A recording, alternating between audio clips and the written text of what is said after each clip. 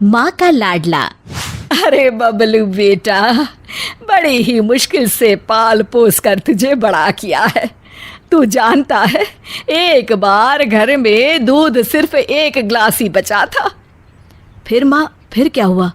बेटा, चाय पीने का मन था, लेकिन मैंने ना पूरा ग्लास का दूध तुझे पिला दिया। बेटा, खुद तो साड़ी में पूरा जीवन काट दिया, लेकिन तुझे ब्रांडेड कपड़े ही पहनाए। हाँ माँ, लेकिन तेरे पास तो कई साड़ियाँ हैं। अभी 2 दिन पहले ही तो तू सव्यसाची की साड़ी लेकर आई है ना। अरे डुप्लीकेट है बेटा, डुप्लीकेट, केवल 80,000 की। मैं दुखारी औरत कहाँ ओरिजिनल सव्यसाची पहन सकती हूँ। बबलू इमोशनल होकर, हाँ माँ, मैं जानता हूँ तूने मेरे लिए बड़े समझौते किए हैं। मैं हमेशा तेरा ख्याल रखूँगा। ये बोलकर बबलू वहाँ से चला जाता है। वहीं पास के गांव में रश्मि रहा करती थी। रश्मि एक बहुत ही व्यवहार कुशल लड़की थी। ये देख माँ, मैंने ये चादर सिली है और इसमें कढ़ाई की है। ये मैं अपनी होने वाली सास के कमरे में बिछाऊंगी। हाँ बेटा, ज़रूर। माँ, मेरी शादी जिस भी घर में होगी ना, मैं उस घर को स्वर्ग बना दूंगी। तभी रश्मि का भाई वहाँ आ जाता है। हाँ, और वहाँ रहने वालों को स्वर्गवासी। अरे चुप रह, सारा दिन काम काम काम। तुझे फिक्र भी है, तेरी बहन बड़ी हो गई है, उसके लिए कोई लड़का भी देख। अरे वही तो बताने आया हूँ माँ। भाई बबलू की बात माँ से करता है और फिर रश्मि की शादी बबलू से हो जाती है। रश्मि शादी के बाद, माँ जी, मैं आपके पैर में तेल लगा देती हूँ, सारा दिन आप थक जाती होंगी ना। ये बोलकर वो सास के पैर में तेल लगाती है। रश्मि सास का कमरा सजाती, उनके कपड़े ठीक करती और हमेशा हर जगह उनके साथ जाती।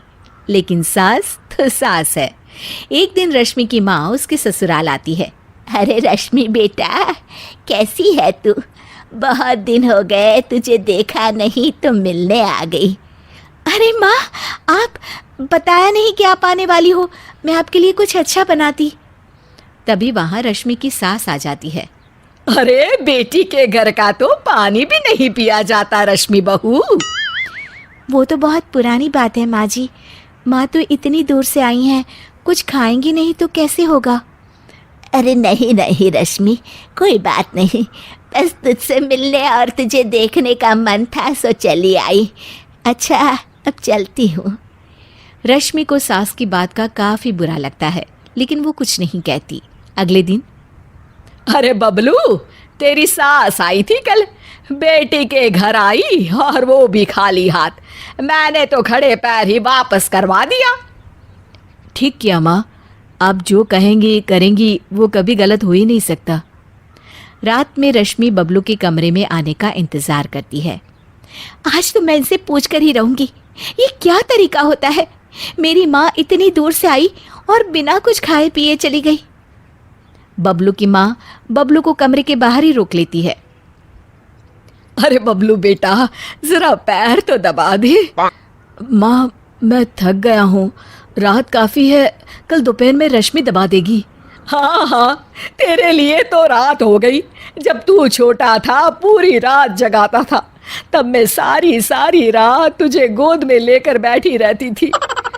हाँ माँ, ये तो सिर्फ माँ ही कर सकती है। और फिर वो माँ के पास जाता है और उसके पैर दबाने लगता है। पैर दबाते दबाते उसे नींद आ जाती है और वो वहीं माँ के पास सो जाता है। सुबह वो अपने कमरे में जाता है तो रश्मि उससे कहती है, कल आप कमरे में नहीं आए, मुझे आपसे बात करनी थी। हाँ हाँ, करते रहो बात, लेकिन याद है ना आज मेरा ऑफिस भी है। देखिए, कल मेरी माँ आई और... हाँ हाँ रश्मि, छोटी सी बात का बवाल मत मचाओ। तुम्हारी माँ खाली हाथ ही आ गई, ये तो कोई तरीका नहीं होता ना। रश्मि समझ जाती है कि बबलू को उसकी माँ ने अच्छे से कान भरे हैं। वो उस वक्त तो कुछ नहीं कहती, लेकिन ठान लेती है कि वो सासू माँ को सुधार कर ही रहेगी। तो फिर में सास कहती है, अरे खाना खाने का वक्त हो गया है रश्मि, कहाँ हो तुम? माँ जी, हमारे घर में रिवाज है कि जिस दिन ससुराल से बहू की माँ बिना खाए जाए, उसके अगले पूरे 1 हफ्ते ना खाना बनाता है ना कोई खाता है। ये बोलकर रश्मि वहाँ से चली जाती है। सास किसी तरह खाना बनाकर खाती है। अगले दिन अरे रश्मि, मेरे पैर में दर्द है, जरा तेल तो लगा दे। अरे माँ जी, मेरे खुद के हाथ में दर्द है, मैं कैसे तेल लगा सकती हूँ, खुद ही परेशान हूँ। ये बोलकर वो फिर वहाँ से चली जाती है। सास परेशान होकर अपनी बेटी को बुलाती है कि वो रश्मि से बात करे। अगले दिन ननद कहती है, अरे भाभी, माँ की चाय का वक्त हो गया है, क्यों कोई उन्हें चाय नहीं देगा क्या? अरे आप ही दे दीजिए ना ननद जी, मैंने तो रोका नहीं कि किचन में ना जाए। ननद जाकर सारी बात बबलू को बताती है। अरे रश्मि, तुम्हें क्या हो गया है? क्या तुम भूल गई कि ससुराल में कैसे रहा जाता है? नहीं जी, बिल्कुल नहीं भूली मैं, लेकिन जहाँ मैं बेटी बनकर रह रही हूँ, हर किसी का ख्याल रख रही हूँ, वहीं मैं अपनी माँ की बेइज्जती भी बर्दाश्त नहीं कर सकती। हाँ माँ, भाभी तो सही कह रही है, इज्जत लेने के लिए सबकी इज्जत भी करनी ज़रूरी है। अगर मेरे ससुराल से मैं तुम्हें ऐसे भगा देती तो। अब समझ गई, माफ़ कर दो मुझे। रश्मि ने बहुत अच्छे से घर को चलाया, अपना समझ कर रही, और इतना ही नहीं, बबलू से ज़्यादा ख्याल भी रखा। लेकिन मेरा भी फ़र्ज़ था कि मैं उसकी भावनाओं को समझती। मुझे माफ़ कर दे बहू।